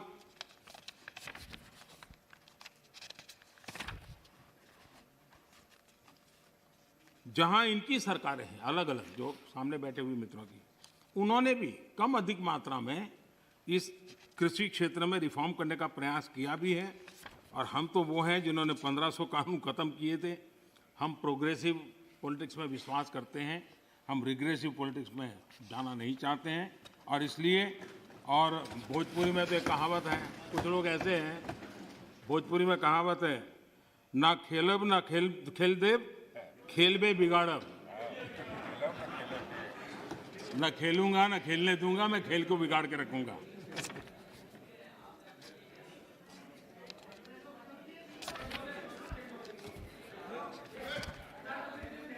माननीय अध्यक्ष जी, देश का सामर्थ्य बढ़ाने में सभी का सामूहिक योगदान, कश्मीर से कन्याकुमारी तक, कच्छ से लेकर कामाख्या तक, जब हर भारतीय का पसीना लगता है तब जाकर के देश आगे बढ़ता है। मैं कांग्रेस के साथियों को याद दिलाना चाहता हूं कि देश के लिए पब्लिक सेक्टर जरूरी है तो प्राइवेट सेक्टर का भी भागीदारी उतनी ही आवश्यक है।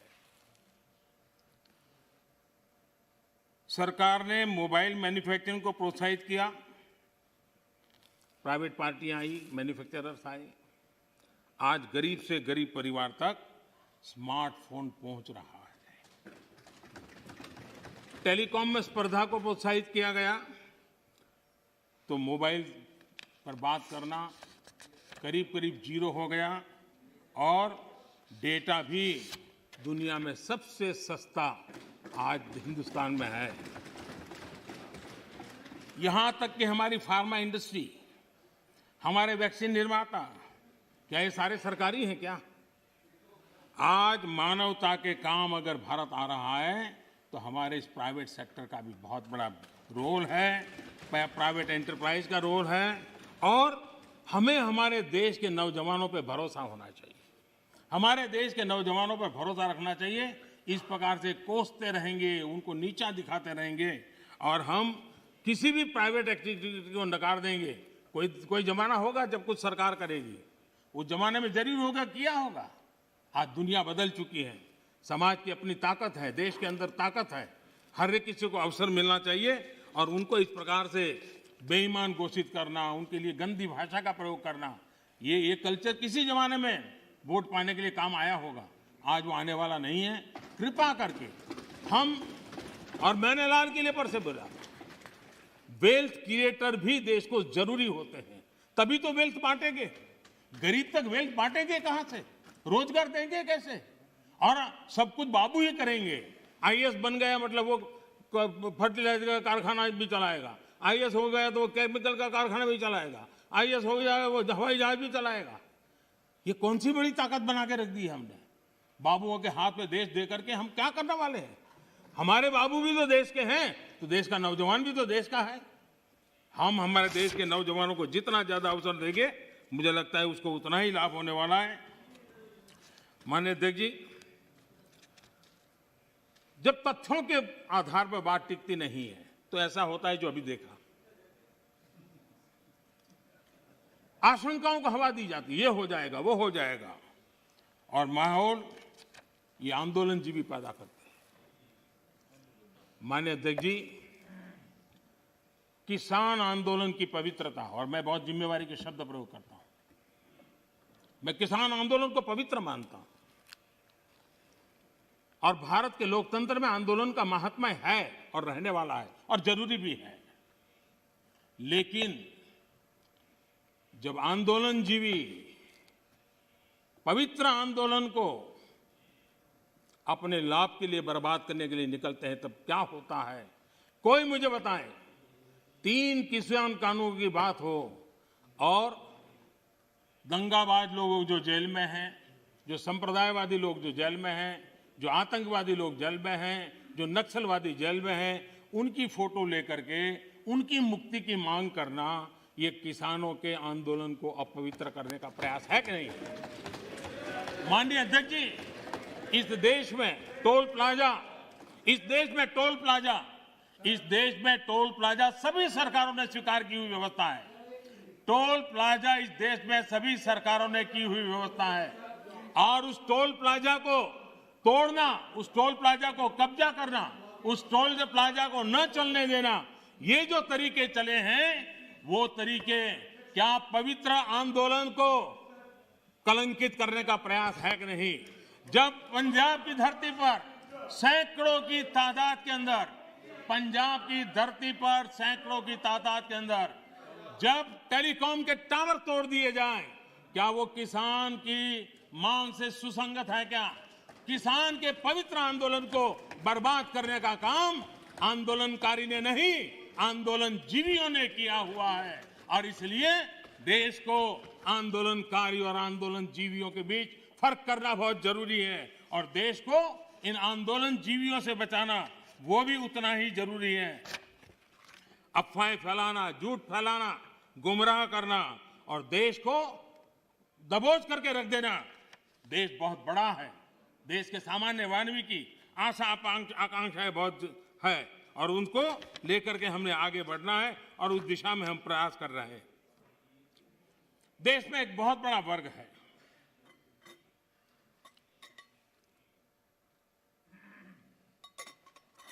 ये वर्ग, उनकी एक पहचान है टॉकिंग द राइट थिंग्स, यानी हमेशा सही बात बोलना। सही बात कहने में कोई बुराई भी नहीं है, लेकिन इस वर्ग के ऐसे लोगों से नफरत चीड़ है जो डूइंग द राइट थिंग्स पर चलते हैं। यह फर्क समझने जैसा है। टॉकिंग द राइट थिंग्स, इसकी वकालत करने वाले जब डूइंग द राइट थिंग की बात आती है तो उसी के सामने खड़े हो जाते हैं। ये चीजों को सिर्फ बोलने में विश्वास करते हैं, अच्छा करने में उनका भरोसा ही नहीं है। जो लोग इलेक्टोरल रिफॉर्म की बात करते हैं, वन नेशन वन इलेक्शन, उसकी जब बात आती है तो विरोध में खड़े हो जाते हैं। यही लोग जब जेंडर जस्टिस की बात आती है तो बढ़ चढ़ करके बोलते हैं, लेकिन अगर ट्रिपल तलाक खत्म करने की बात करते हैं तो विरोध में खड़े हो जाते हैं। ये एनवायरमेंट की बात करते हैं, लेकिन हाइड्रो पावर या न्यूक्लियर पावर, उसके सामने जाकर के झंडे लेकर के खड़े हो जाते, होना नहीं चाहिए, इसके लिए आंदोलन चलाते हैं। तमिलनाडु तो उसका भुक्तभोगी है। उसी प्रकार से जो दिल्ली में पॉल्यूशन को लेकर के कोर्ट में जाकर के रीट करते हैं, अपील करते हैं, पीआई करते हैं, दिल्ली के लोग, वही लोग पराली जलाने वालों के समर्थन में जाके खड़े हो जाते। तब समझ नहीं आता है कि किस प्रकार से इस देश को गुमराह करने का इन लोगों का प्रयास है और उसको देश ने समझने की जरूरत है। मैं देख रहा हूं कि 6 साल में विपक्ष के मुद्दे कितने बदल गए हैं जी। हम भी कभी विपक्ष में थे, लेकिन हम जब भी विपक्ष में थे तो आपने देखा होगा देश के विकास के मुद्दों को लेकर के, भ्रष्टाचार के मुद्दों को लेकर के हम शासन में बैठे हुए लोगों को घेरते थे, हम आवाज उठाते थे, हम प्रयास करते थे। मैं हैरान हूं, आजकल विकास के मुद्दे की चर्चा ही नहीं करते। मैं इंतजार करता हूं कि ऐसे मुद्दे उठाएं ताकि हमको कुछ कहने का मौका मिले कि भाई हम क्या कर रहे हैं, लेकिन वो हमारे मौका ही नहीं, क्योंकि उनके पास इन मुद्दों पर बोलने के लिए कुछ रहा नहीं है। और इसलिए न वो कितनी सड़कें बनी पूछते हैं, न कितने पुल बने पूछते हैं, न बॉर्डर मैनेजमेंट में क्या हुआ है, कितनी पटरियां बिछी, इन सारे विषयों पर उनको चर्चा करने में इंटरेस्ट नहीं है। माननीय अध्यक्ष जी, 21वीं सदी में इंफ्रास्ट्रक्चर का बहुत बड़ा महत्व है और भारत को आगे जाना है तो इंफ्रास्ट्रक्चर पर बल देने की बहुत जरूरत है।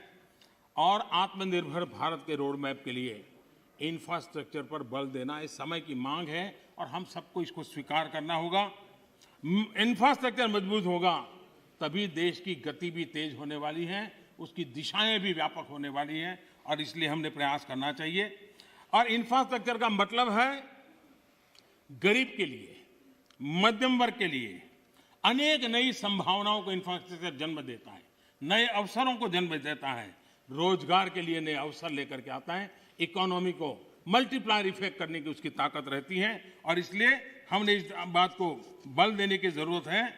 इंफ्रास्ट्रक्चर का मतलब वोट बैंक के अवसर नहीं होता है, कागज पे घोषित कर देना कि ये रोड बनेगा, एक चुनाव जीत लो, दूसरी बार वहां जाके सफेद पट्टी कर लो, दूसरा चुनाव जीत लो, तीसरी बार जाकर वहां थोड़ी मिट्टी डाल दो। तो ये इस काम के लिए नहीं है, ये सचमुच में जीवन बदलने के लिए और सब व्यवस्थाओं को बदलने के लिए इंफ्रास्ट्रक्चर को हमने बल देने की आवश्यकता है।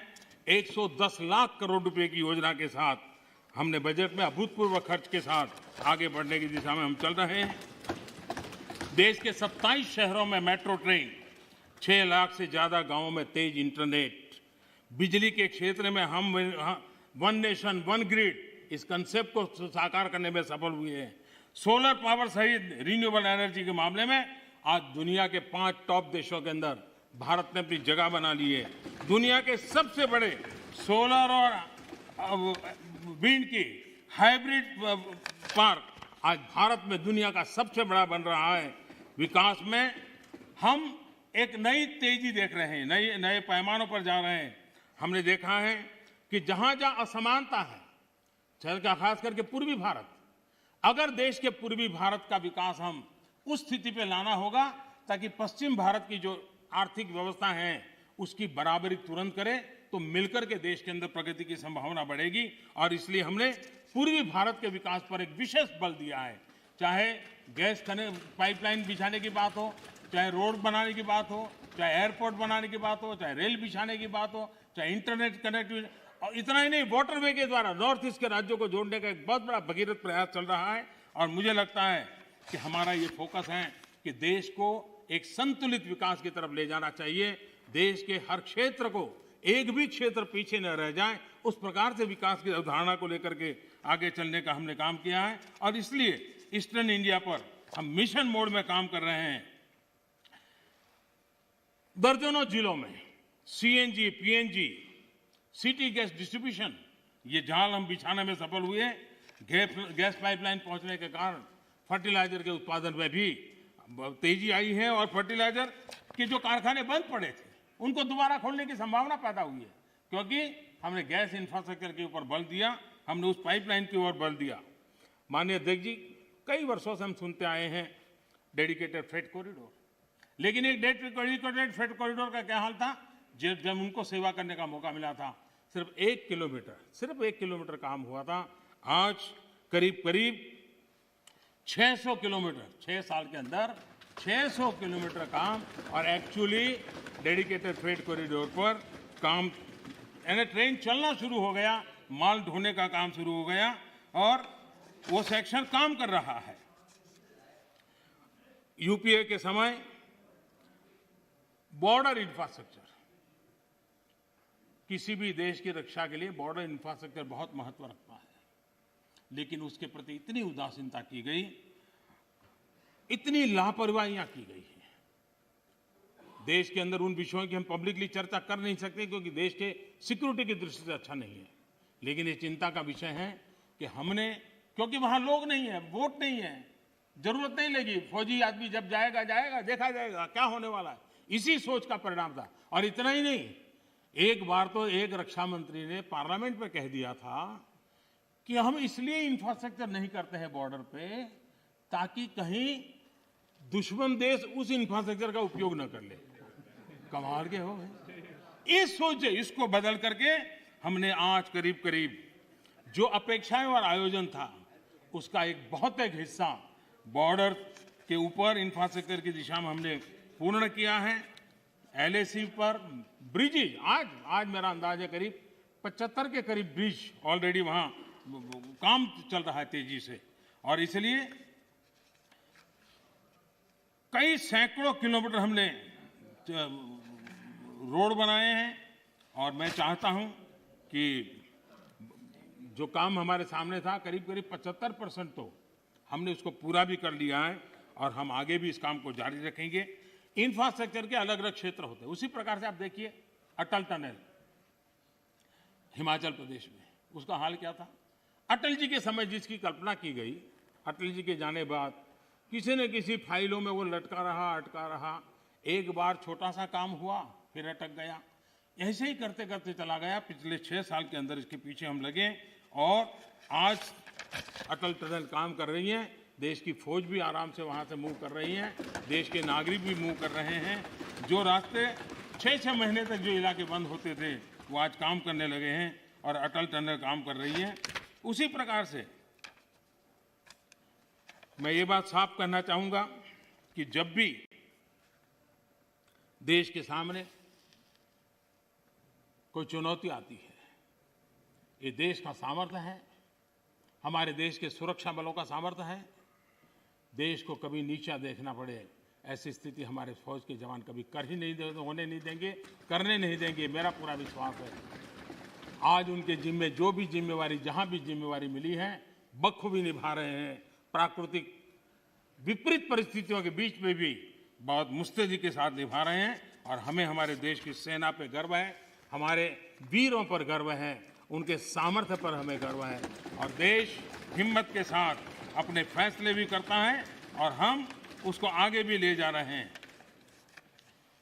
मैंने कभी एक गजल सुना था, ज़्यादा तो मुझे इसमें रुचि नहीं है, मुझे ज़्यादा आता भी नहीं है, लेकिन उसमें लिखा था, मैं जिसे ओढ़ता बिछाता हूँ, मैं जिसे ओढ़ता बिछाता हूँ वो गजल आपको सुनाता हूँ। मुझे लगता है ये जो साथी चले गए वो जिन चीज़ों के अंदर जीते हैं पलते हैं वो वही सुनाते रहते हैं जो उनके कालखंड में उन्होंने देखा है, जो उनके कालखंड में उन्होंने किया है, उसी को वो कहते रहते हैं। और इसलिए मैं समझता हूँ कि हमें अब चलना ही होगा, हमें बड़ी हिम्मत के साथ आगे बढ़ना ही होगा।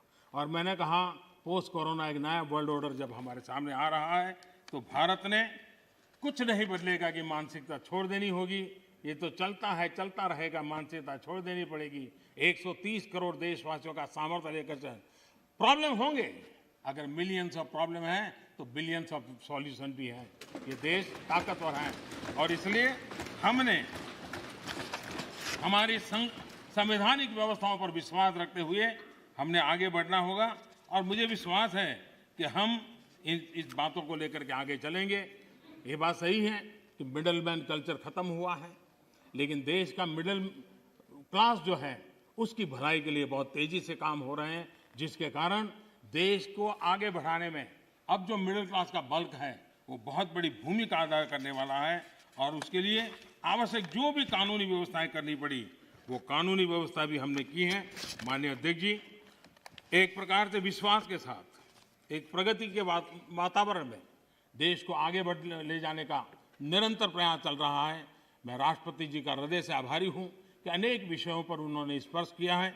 जिनका राजनीतिक एजेंडा है वो उनको मुबारक, हम देश के एजेंडा को लेकर के चलते हैं, देश के एजेंडा को लेकर के चलते रहेंगे। मैं फिर एक बार देश के किसानों से आग्रह करूंगा कि आइए टेबल पर बैठ करके मिल करके समस्याओं का समाधान करें। इसी अपेक्षा से राष्ट्रपति जी के भाषण को राष्ट्रपति जी का धन्यवाद करते हुए मैं अपनी वाणी को विराम देता हूं। बहुत बहुत धन्यवाद।